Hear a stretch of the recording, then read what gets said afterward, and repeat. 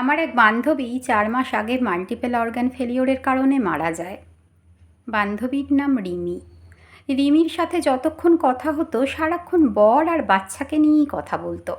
ওরা কী করতে ভালোবাসে, কী খেতে ভালোবাসে, একসাথে কোথায় ঘুরতে গেছে, পরিবারের সবাই ওকে কত ভালোবাসে, ইত্যাদি ইত্যাদি। বরকে ছাড়া তো ওর দুনিয়া অন্ধকার ছিল। সামান্য একটা কুর্তি কিনলেও সেটা বরের পছন্দে কিনতো। বাড়ির সব খুঁটিনাটির দিকে নজর ছিল ওর। সবসময় বলতো, আমি না থাকলে আমার সংসার ভেসে যাবে। কখনো কখনো ভাবতাম কোনো দিন ওর মতন পটু গৃহিণী হতে পারবো না আমি। যাই হোক, সকালে ওর বরকে ফোন করেছিলাম ওরা কেমন আছে, বাচ্চাটা কেমন আছে সেটার খোঁজ নেওয়ার জন্য। ভাবছিলাম রিমির অনুপস্থিতিতে হয়তো ভীষণভাবে ভেঙে পড়েছে। ঘর, অফিস সব দিক সামলাতে হিমশিম খাচ্ছে বেচারা। তার ওপর ছোট বাচ্চা সামলানো, কী বিধ্বস্ত অবস্থায় না আছে কে জানে। ফোনটা বাজছে। প্রায় 20 সেকেন্ড পর ফোনটা ধরল। হ্যালো। দেখি ভীষণ হাঁপাচ্ছে। কী কষ্ট লাগলো শুনে। বললাম, কেমন আছো দাদা? দাদা বললেন, হ্যাঁ বলো, ভালো আছি, তোমরা সবাই কেমন আছো? আমি বললাম, সবাই ভালো আছি। এত হাঁপাচ্ছ যে, শরীর খারাপ নাকি? দাদা বললেন, আরে না না, শরীর খারাপ হতে যাবে কেন, সকালে কিছু বন্ধুদের সাথে ব্যাডমিন্টন খেলি, সেই জন্য আর কি। আমি বললাম, ও আচ্ছা, গুড্ডি ভালো আছে? দাদা বললেন, হ্যাঁ দিব্যি আছে, ওর জন্য 24 ঘন্টার একটা আয়া রেখে দিয়েছি, উনিই রান্না করে দেন, আর বাজারটাও করে দেন।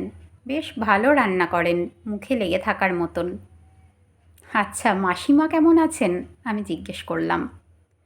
উনি বললেন, মা আগের চেয়ে ভালো আছেন, রিসেন্টলি যোগা ক্লাসে জয়েন করেছেন।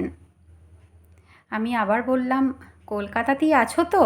ভাবছিলাম একদিন তোমাদের বাড়ি যাব। দাদা বললেন, না না, আমি তো হায়দ্রাবাদ চলে এসেছি, 2 মাস হলো। কলকাতায় এলে তোমাকে জানাবো, তখন এসো। আচ্ছা, কোনো অসুবিধা হলে অবশ্যই জানিও, আমি বললাম। দাদা বললেন, নিশ্চয়ই, তবে সেরকম কোনো অসুবিধা হচ্ছে না। আমি ভালো আছি, গুড্ডি ভালো আছে, মা ভালো আছে, জীবন আবার ছন্দে ফিরেছে। বাহ, বেশ। আচ্ছা, আজ তাহলে রাখি, ভালো থেকো।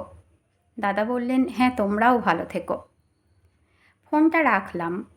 বুঝতে পারলাম তরল জাতীয় কিছু একটা চোখ ছাপিয়ে গাল বেয়ে নেমে পড়ছে। হাতের উল্টো পিঠটা দিয়ে সেটা মুছলাম। শুধুমাত্র পারিবারিক অসুবিধার কারণে ও কত রিইউনিয়ন, কত অনুষ্ঠান মিস করত, কিন্তু আজ ওর অনুপস্থিতিতে কোনো কিছুই থেমে থাকেনি। জীবনচক্র চলছে, চলবে।